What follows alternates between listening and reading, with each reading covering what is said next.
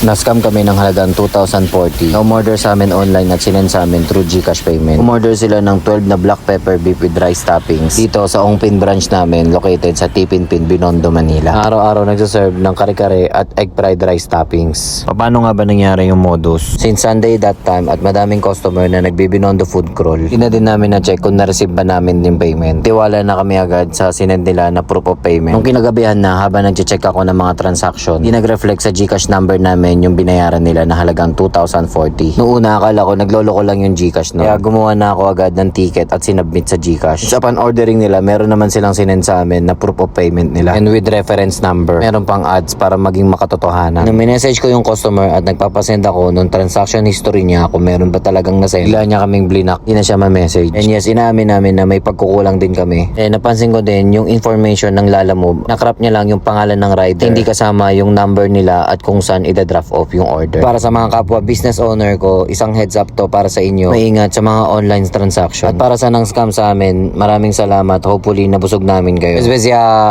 Kita-kits. Bye!